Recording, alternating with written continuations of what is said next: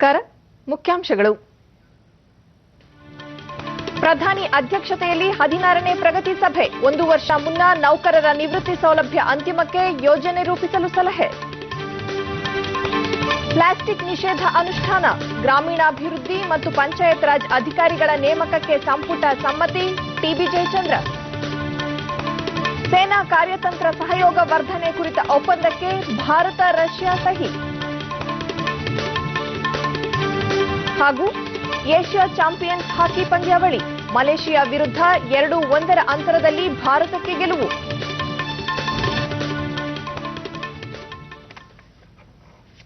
ವಾರ್ತೆಗಳ ವಿವರ. ಕೇಂದ್ರ ಸರ್ಕಾರದ ಕಾರ್ಯಕ್ರಮಗಳ ಅನುಷ್ಠಾನ ಕುರಿತಂತೆ ಪ್ರಧಾನಿ ನರೇಂದ್ರ ಮೋದಿ ದೆಹಲಿಯಲ್ಲಿಂದು 16ನೇ ಪ್ರಗತಿ ಸಭೆ ಮೂಲಕ ಪರಾಮರ್ಶೆ ನಡೆಸಿದರು. ಸಭೆಯಲ್ಲಿ ಕಾರ್ಮಿಕರ ಸಮಸ್ಯೆಗಳು ಹಾಗೂ ಕುಂದುಕೊರತೆಗಳನ್ನು ಬಗೆಹರಿಸುವ ಪ್ರಕ್ರಿಯೆ ಕುರಿತು ಚರ್ಚಿಸಲಾಯಿತು.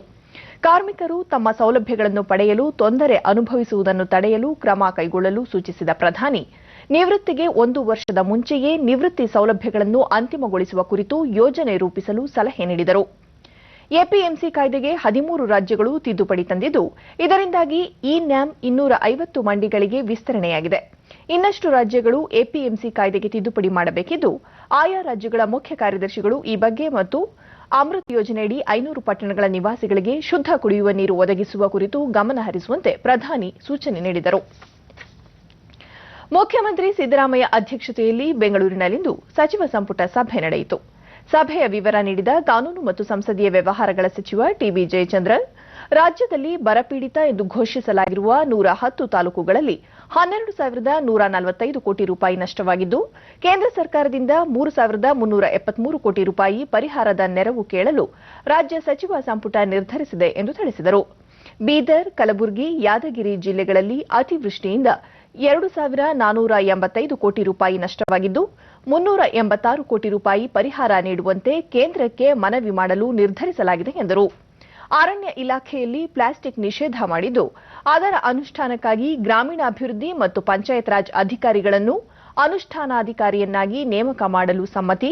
ವಿವಿಧ ನಗರ ಹಾಗೂ ಪಟ್ಟಣಗಳ ಹೆಸರನ್ನು ಕನ್ನಡೀಕರಣ ಮಾಡಿರುವ ಕುರಿತು ಶಾಸನ ರೂಪಿಸಲು ಒಪ್ಪಿಗೆ.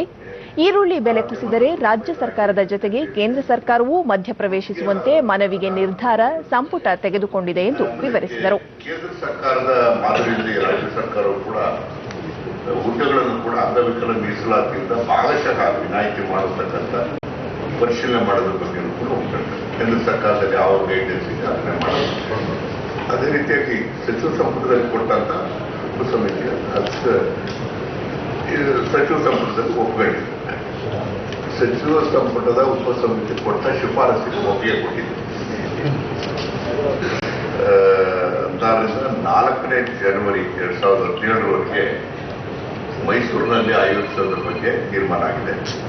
ಅದಕ್ಕೆ 10 ಕೋಟಿ ರೂಪಾಯಿನ ಒಂದು ಸಲದ ಸಹಾಯಧನವನ್ನು ಕೊಡೋದ್ರ ಬಗ್ಗೆ ತೀರ್ಮಾನ ಮಾಡಿದೆ. ಅದಕ್ಕೆ 29 ಡಿಸೆಂಬರ್ 2016ರಂದು ರಾಷ್ಟ್ರಪತಿಗಳು ಕೂಡ ಈ ಕಾರ್ಯಕ್ರಮದಲ್ಲಿ ಭಾಗವಹಿಸ್ತಾರೆ. 40 ಕೋಟಿ ರೂಪಾಯಿ ಲಂಚ ಪ್ರಕರಣವೊಂದರಲ್ಲಿ ಬಿಜೆಪಿ ರಾಜ್ಯ ಘಟಕದ ಅಧ್ಯಕ್ಷ ಬಿಎಸ್ ಯಡಿಯೂರಪ್ಪ ಮತ್ತು ಇತರ 12 ಮಂದಿ ಆರೋಪಿಗಳನ್ನು ಸಿಬಿಐ ವಿಶೇಷ ನ್ಯಾಯಾಲಯ ಇಂದು ದೋಷ ಮುಕ್ತಗೊಳಿಸಿದೆ. ಈ ಕುರಿತು ಪ್ರತಿಕ್ರಿಯಿಸಿರುವ ಅವರು, ಲಂಚ ಪ್ರಕರಣ ಸಂಬಂಧ ಸಿಬಿಐ ನ್ಯಾಯಾಲಯ ತಮ್ಮನ್ನು ದೋಷ ಮುಕ್ತಗೊಳಿಸಿರುವುದು ಸಮಾಧಾನ, ನೆಮ್ಮದಿ ತಂದಿದೆ. ನನ್ನ ವಿರುದ್ಧ ರಾಜಕೀಯ ಷಡ್ಯಂತ್ರ ನಡೆಸಲಾಗಿತ್ತು. ಹಿಂದಿನ ಘಟನೆಗಳ ಹಿನ್ನೆಲೆಯಲ್ಲಿ ಸೇಡಿನ ರಾಜಕಾರಣ ಮಾಡುವುದಿಲ್ಲ. ಬದಲಾಗಿ ರಾಜ್ಯಾದ್ಯಂತ ಸಂಚರಿಸಿ ಪಕ್ಷ ಬಲವರ್ಧನೆ ಮಾಡುವುದಾಗಿ ಹೇಳಿದರು. ಮುಂಬರುವ ವಿಧಾನಸಭಾ ಚುನಾವಣೆಯಲ್ಲಿ 150ಕ್ಕೂ ಅಧಿಕ ಸ್ಥಾನಗಳನ್ನು ಗೆಲ್ಲುವ ಮೂಲಕ ಬಿಜೆಪಿಯನ್ನು ಅಧಿಕಾರಕ್ಕೆ ತರುವುದು ತಮ್ಮ ಗುರಿ. ಕಾಂಗ್ರೆಸ್ ಪಕ್ಷ ಒಡೆದ ಮನೆಯಂತಾಗಿದ್ದು, ಆ ಪಕ್ಷದ ಹಲವು ನಾಯಕರು ಅಸಮಾಧಾನ ಹೊಂದಿದ್ದಾರೆ ಎಂದರು. ಪ್ರಧಾನಿ ನರೇಂದ್ರ ಮೋದಿ ಅವರು ರಾಷ್ಟ್ರೀಯ ಅಧ್ಯಕ್ಷ ನಮಗೆ ಕೊಟ್ಟಿದ್ದಾರೆ. ನಾವು 150 ಕ್ಷೇತ್ರ ಗೆಲ್ಲಬೇಕು, ಭಾರತೀಯ ಜನತಾ ಪಾರ್ಟಿಯನ್ನು ಕರ್ನಾಟಕ ರಾಜ್ಯದಲ್ಲಿ ಅಧಿಕಾರಕ್ಕೆ ತರಬೇಕು, ಮತ್ತೆ ಯೋಗ್ಯರನ್ನ ಪ್ರಾಮಾಣಿಕರಿಗೆ ಒಂದು ಅವಕಾಶಗಳು ಸಿಗಬೇಕು, ಮತ್ತೆ ಕರ್ನಾಟಕ ರಾಜ್ಯ ಒಂದು ಮಾದರಿ ರಾಜ್ಯ ಆಗಬೇಕು ಅಂತ ಈ ನಾಡಿನ ಜನರ ಅಪೇಕ್ಷೆ ಇದೆ. ನಮ್ಮ 5 ವರ್ಷದ ಆಡಳಿತ ಸಹ ಒಂದು ಸುವರ್ಣ ಕಾಲ ಅಂತೇಳಿ ಸಾಮಾನ್ಯ ಜನ ಇವತ್ತು ನೆನಪು ಮಾಡ್ಕೊತಾ ಇದ್ದಾರೆ. ಇವತ್ತು ನಿಮಗೆಲ್ಲ ಗೊತ್ತಿದೆ, ಈಗಾಗಲೇ ಕಾಂಗ್ರೆಸ್ ಒಂದು ರೀತಿ ಒಡೆದ ಮನೆ ಆಗಿದೆ. ದೇಶದಲ್ಲಿ 68 ಲಕ್ಷ ಪರಿಶಿಷ್ಟ ಜಾತಿಯ ವಿದ್ಯಾರ್ಥಿಗಳು ಹಾಗೂ 72 ಲಕ್ಷ ಹಿಂದುಳಿದ ವರ್ಗದ ವಿದ್ಯಾರ್ಥಿಗಳಿಗೆ ವಿದ್ಯಾರ್ಥಿ ವೇತನ ನೀಡಲಾಗಿದೆ ಎಂದು ಕೇಂದ್ರ ಸಾಮಾಜಿಕ ನ್ಯಾಯ ಹಾಗೂ ಸಬಲೀಕರಣ ಖಾತೆ ರಾಜ್ಯ ಸಚಿವ ರಾಮದಾಸ್ ಅಥಾವಳೆ ಬೆಂಗಳೂರಿನಲ್ಲಿಂದು ಹೇಳಿದ್ದಾರೆ. ಕರ್ನಾಟಕದಲ್ಲಿ 1,20,000 ವಿದ್ಯಾರ್ಥಿಗಳಿಗೆ ವಿದ್ಯಾರ್ಥಿ ವೇತನವನ್ನು ನೀಡಲಾಗಿದೆ. ದೇಶದಲ್ಲಿ 8.5 ಲಕ್ಷ ದಿವ್ಯಾಂಗರಿಗೆ 906 ಕೋಟಿ ರೂಪಾಯಿ ಪಿಂಚಣಿಯನ್ನು ನೀಡಲಾಗುತ್ತಿದೆ ಎಂದರು. ಪರಿಶಿಷ್ಟ ಜಾತಿ ಹಾಗೂ ಪಂಗಡದ ಅಭಿವೃದ್ಧಿಗಾಗಿ ದೇಶದಲ್ಲಿ ವಿಶೇಷ ಘಟಕ ಯೋಜನೆಯನ್ನು ಜಾರಿಗೆ ತರಲಾಗಿದೆ. ಕರ್ನಾಟಕದಲ್ಲಿ ಈ ಯೋಜನೆಗೆ ಉತ್ತಮ ಪ್ರತಿಕ್ರಿಯೆ ವ್ಯಕ್ತವಾಗಿದೆ. ದೇಶದಲ್ಲಿ ಪ್ರತಿ ವರ್ಷ 45,000ಕ್ಕೂ ಅಧಿಕ ಜಾತಿ ನಿಂದನೆ ಪ್ರಕರಣಗಳು ದಾಖಲಾಗುತ್ತಿವೆ ಎಂದು ಹೇಳಿದರು.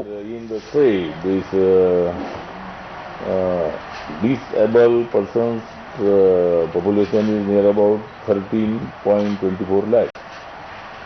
Disabled upon the Viklang. And the 133 NGOs are running the disabled schools.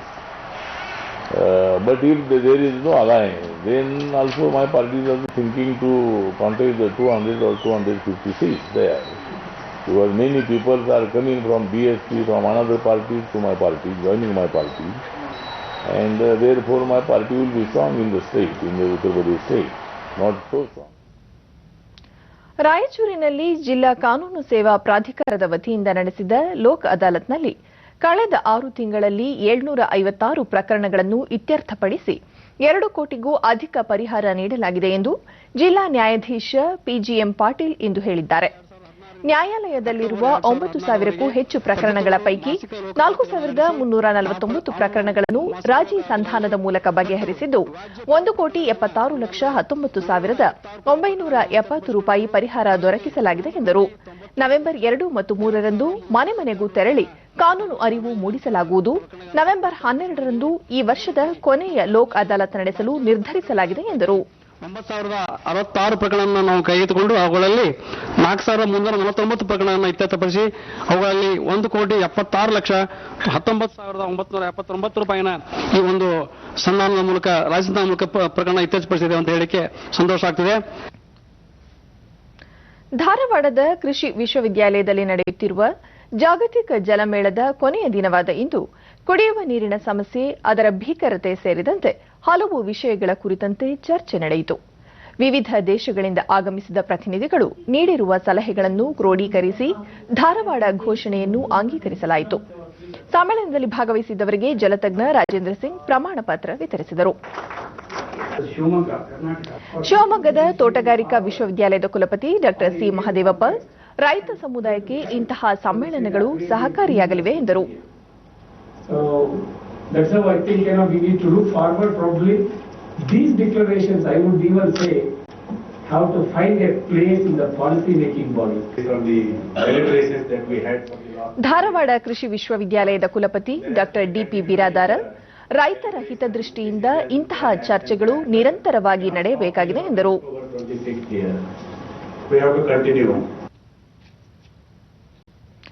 Tungabhadra ಏತ ನೀರಾವರಿ ಯೋಜನೆ ಕಾಮಗಾರಿ ಶೀಘ್ರ ಪೂರ್ಣಗೊಳಿಸುವಂತೆ ಒತ್ತಾಯಿಸಿ ಬಿಜೆಪಿ ಕಾರ್ಯಕರ್ತರು ಶಿವಮೊಗ್ಗದ ಹೊಳಲೂರಿನಲ್ಲಿಂದು ಪ್ರತಿಭಟನೆ ನಡೆಸಿದರು.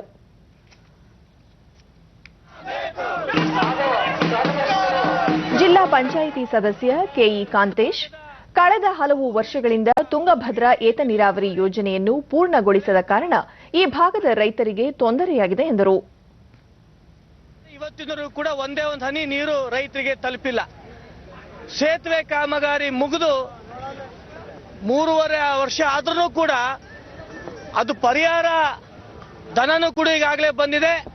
ಅದನ್ನೂ ಕೂಡ ಅವರು ಜಿಲ್ಲಾಡಳಿತ ಆ ರೈತರಿಗೆ ತಲುಪಿಸಲೇ ರಸ್ತೆ ಅನುಕೂಲ ಇವತ್ತಿನವರೆಗೂ ಮಾಡಿಕೊಟ್ಟಿಲ್ಲ. ನೀರು ಹರಿಸದೇ ಇದ್ರೆ ಬಿಜೆಪಿ ಮುಖಂಡ ಮಹೇಂದ್ರನಾಥ್ ಕಾಮಗಾರಿ ಶೀಘ್ರ ಪೂರ್ಣಗೊಳ್ಳದ ಹಿನ್ನೆಲೆಯಲ್ಲಿ ಸುತ್ತಮುತ್ತಲ ಭಾಗದ ಜನರಿಗೆ ಕುಡಿಯುವ ನೀರಿನ ಸಮಸ್ಯೆಯೂ ಎದುರಾಗಿದೆ ಎಂದು ಆರೋಪಿಸಿದರು. ಕನಿಷ್ಠ ಕುಡಿಯೋದಿಕ್ಕಾದ್ರೂ ಬೆಳೆ ಉಳಿಸೋದಿಕ್ಕಲ್ಲ, ಕುಡಿಯೋದಿಕ್ಕಾದ್ರೂ ನೀರನ್ನ ನಾವು ಪಡ್ಕೊಳ್ಬೇಕು ಅನ್ನೋ ಕಾರಣಕ್ಕೆ ಇವತ್ತು ಈ ಇಷ್ಟೊಂದು ಎಲ್ಲ ಭಾಗದ ರೈತರು ನಾವು ಇವತ್ತು ಹೊರಟಿದ್ದೇವೆ. 4ನೇ ರಾಜ್ಯ ಹಣಕಾಸು ಆಯೋಗದ ಅಧ್ಯಕ್ಷ ಸಿಜಿ ಚಿನ್ನಸ್ವಾಮಿ ಅಧ್ಯಕ್ಷತೆಯಲ್ಲಿ ಮಂಡ್ಯದಲ್ಲಿಂದು ಸ್ಥಳೀಯ ಸಂಸ್ಥೆಗಳ ಚುನಾಯಿತ ಪ್ರತಿನಿಧಿಗಳೊಂದಿಗೆ ಸಮಾಲೋಚನೆ ಸಭೆ ನಡೆಯಿತು. ಸಭೆಯಲ್ಲಿ ಆಯೋಗದ ಸದಸ್ಯರಾದ ಡಾ ಶಶಿಧರ್, ಡಾಕ್ಟರ್ ಟಿಆರ್ ಚಂದ್ರಶೇಖರ್, ಜಿಲ್ಲಾ ಪಂಚಾಯಿತಿ ಅಧ್ಯಕ್ಷೆ ಪ್ರೇಮಕುಮಾರಿ ಪಾಲ್ಗೊಂಡರು. ಸಭೆಯಲ್ಲಿ ಜಿಲ್ಲೆಯ ಸಮಸ್ಯೆಗಳ ಕುರಿತು ಚರ್ಚಿಸಲಾಯಿತು.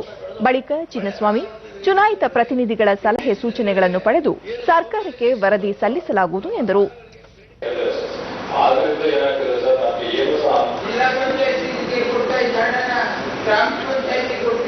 ಸೌಕರ್ಯಗಳಲ್ಲಿ ಯಾವ ರೀತಿ ಇಲ್ಲಿ ಪ್ರಗತಿಯಲ್ಲಿದೆ ಅಂತ ಪರಿಶೀಲನೆ ಮಾಡಲಿಕ್ಕೆ ಮತ್ತು ಮುಂದಿನ ಹಣಕಾಸು ಶಿಫಾರಸಿನ ಬಗ್ಗೆ ಎಲ್ಲ ಚುನಾಯಿತ ಪ್ರತಿನಿಧಿಗಳ ಸಲಹೆಗಳನ್ನು ತೆಗೆದುಕೊಂಡು ಮತ್ತು 4ನೇ ಹಣಕಾಸು ಆಯೋಗ ಈಗಾಗಲೇ ಕೊಟ್ಟಿರುವ ಪ್ರಶ್ನಾವಳಿಗಳನ್ನು ನಮಗೆ ಭರ್ತಿ ಮಾಡಿ ಕಳಿಸಿ ಹಣಕಾಸು ಭಾರತ ರಷ್ಯಾ ಸೇನಾ ಕಾರ್ಯತಂತ್ರ ಸಹಯೋಗ ಕುರಿತು ದೆಹಲಿಯಲ್ಲಿಂದು ಅಂತರ ಸರ್ಕಾರಿ ಆಯೋಗದ ಸಭೆ ನಡೆಯಿತು. ಈ ಸಂದರ್ಭದಲ್ಲಿ ಭಾರತ ರಷ್ಯಾ ಸೇನಾ ಕಾರ್ಯತಂತ್ರ ಸಹಯೋಗ ವರ್ಧನೆ ಕುರಿತ ಒಪ್ಪಂದಕ್ಕೆ ಸಹಿ ಹಾಕಲಾಯಿತು. ರಕ್ಷಣಾ ಸಚಿವ ಮನೋಹರ್ ಪಾರಿಕರ್ ಭಯೋತ್ಪಾದನೆ ಮೂಲೋತ್ಪಾಟನೆ ಮಾಡುವ ನಿಟ್ಟಿನಲ್ಲಿ ತುರ್ತು ಕ್ರಮ ಅಗತ್ಯ ಎಂದರು.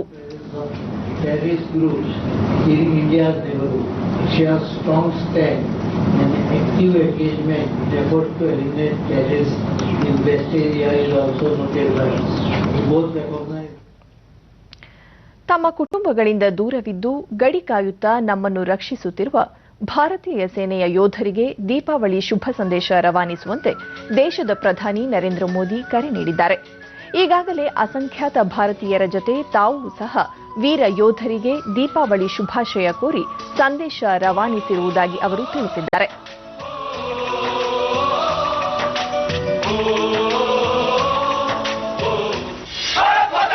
शपथ लेकर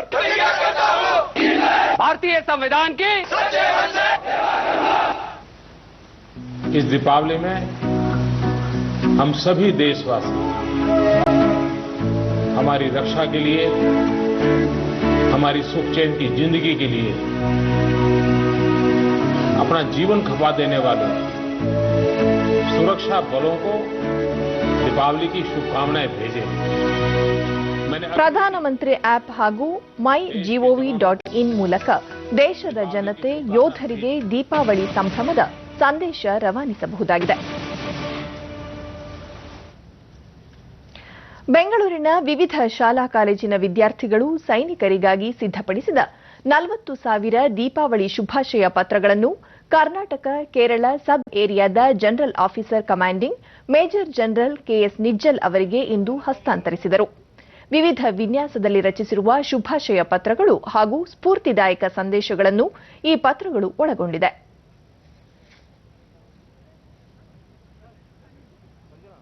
ಬಳಿಕ ಮೇಜರ್ ಜನರಲ್ ಕೆಎಸ್ ನಿಜ್ಜಲ್ ವಿದ್ಯಾರ್ಥಿಗಳು ಶುಭ ಕೋರಿ ಸಿಹಿ ಹಂಚಿರುವುದು ಸಂತಸ ತಂದಿದೆ ಎಂದರು. And within one day he's been able to voluntarily get 40,000 cards, which is a very wonderful thing and a wonderful feeling for me and for all the people, all the jawans who are in difficulty. सारे जाबाज सिपाहियों को दीपावली की बहुत शुभकामनाएं. विद्यार्थिಗಳು ತಮ್ಮ ಅನಿಸಿಕೆ ಹಂಚಿಕೊಂಡರು. कहना चाहती हूं क्योंकि वो दिन रात मेहनत करके हमें सुरक्षित रहते हैं. In this auspicious occasion of Diwali, there's not much we can do, but at least one thing that we can do to maybe bring a smile on their faces. So, तो हमारी खुशियों में से इनको थोड़ा सा दे दे तो सब खुश हो जाएंगे. ಹಿರಿಯ ಪತ್ರಕರ್ತ ಎಂಬಿ ಸಿಂಗ್ ಬೆಂಗಳೂರಿನಲ್ಲಿಂದು ನಿಧನ ಹೊಂದಿದರು. ಅವರಿಗೆ 91 ವರ್ಷ ವಯಸ್ಸಾಗಿತ್ತು.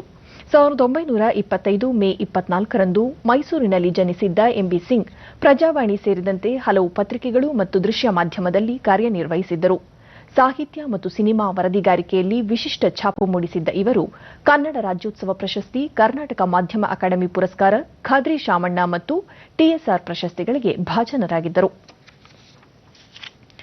ರಾಂಚಿಯ ಜಾರ್ಖಂಡ್ ರಾಜ್ಯ ಕ್ರಿಕೆಟ್ ಸಂಸ್ಥೆ ಕ್ರೀಡಾಂಗಣದಲ್ಲಿ ನಡೆಯುತ್ತಿರುವ 4ನೇ ಏಕದಿನ ಕ್ರಿಕೆಟ್ ಪಂದ್ಯದಲ್ಲಿ ನ್ಯೂಜಿಲೆಂಡ್ ಒಡ್ಡಿದ 261 ರನ್ಗಳ ಗೆಲುವಿನ ಗುರಿ ಬೆನ್ನತ್ತಿದ ಭಾರತ ಇತ್ತೀಚಿನ ವರದಿ ಬಂದಾಗ 9 ವಿಕೆಟ್ ನಷ್ಟಕ್ಕೆ 235 ರನ್ ಮಾಡಿ ಆಡುತ್ತಿದೆ. ಪಂದ್ಯ ಕುತೂಹಲದ ಘಟ್ಟ ತಲುಪಿದೆ. ಇದಕ್ಕೂ ಮುನ್ನ ಟಾಸ್ ಗೆದ್ದು ಬ್ಯಾಟಿಂಗ್ ಆಯ್ಕೆ ಮಾಡಿದ ನ್ಯೂಜಿಲೆಂಡ್ ನಿಗದಿತ 50 ಓವರ್ಗಳಲ್ಲಿ 7 ವಿಕೆಟ್ ನಷ್ಟಕ್ಕೆ 260 ರನ್ ಗಳಿಸಿತು. ಭಾರತದ ಪರವಾಗಿ ಅಮಿತ್ ಮಿಶ್ರಾ 2 ವಿಕೆಟ್ ಉರುಳಿಸಿದರು. ನ್ಯೂಜಿಲೆಂಡ್ ಪರವಾಗಿ ಮಾರ್ಟಿನ್ ಗುಪ್ಟಿಲ್ 72, ಕೇನ್ ವಿಲಿಯಮ್ಸನ್ 41 ಮತ್ತು ಟಾಮ್ ಲಾಥಮ್ 39 ರನ್ ಗಳಿಸಿದರು. 5 ಪಂದ್ಯಗಳ ಸರಣಿಯಲ್ಲಿ ಭಾರತ ಈಗಾಗಲೇ 2-1 ಮುನ್ನಡೆ ಸಾಧಿಸಿದೆ. ಕೊನೆಯ ಹಾಗೂ ಅಂತಿಮ ಪಂದ್ಯ ಇದೇ 29ರಂದು ವಿಶಾಖಪಟ್ಟಣದಲ್ಲಿ ನಡೆಯಲಿದೆ.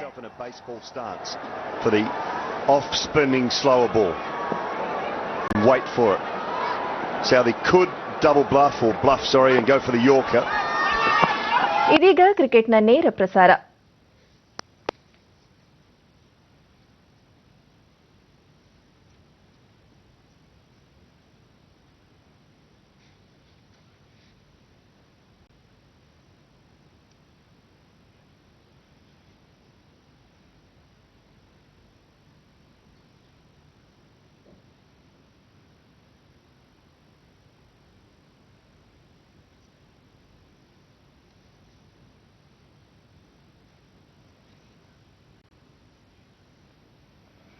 ಮಲೇಷಿಯಾದ ಕುವಾಂಟನ್ನಲ್ಲಿ ನಡೆಯುತ್ತಿರುವ ಏಷ್ಯಾ ಚಾಂಪಿಯನ್ಸ್ ಟ್ರೋಫಿ ಹಾಕಿ ಪಂದ್ಯಾವಳಿಯಲ್ಲಿ ಇಂದು ಭಾರತ ಮಲೇಷಿಯಾವನ್ನು 2-1 ಅಂತರದಿಂದ ಪರಾಭವಗೊಳಿಸಿದೆ.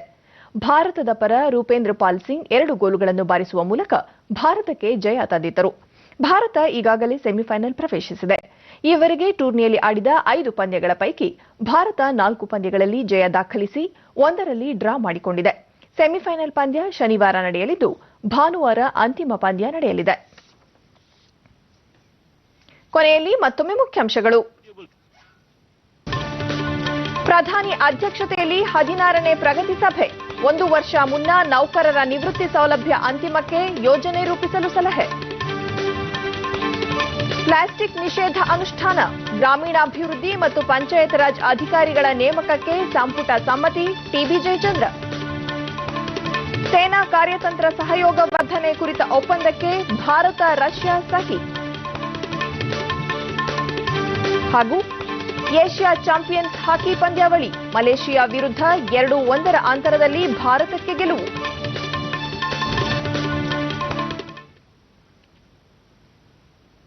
ಇಲ್ಲಿಗೆ ಇಂದಿನ ವಾರ್ತಾ ಪ್ರಸಾರ ಮುಕ್ತಾಯವಾಯಿತು. ನಮ್ಮ ಮುಂದಿನ ವಾರ್ತಾ ಪ್ರಸಾರ ನಾಳೆ ಬೆಳಗ್ಗೆ 7:45 ಡಿಡಿ 1 ಹಾಗೂ ಚಂದನದಲ್ಲಿ. ನಮಸ್ಕಾರ.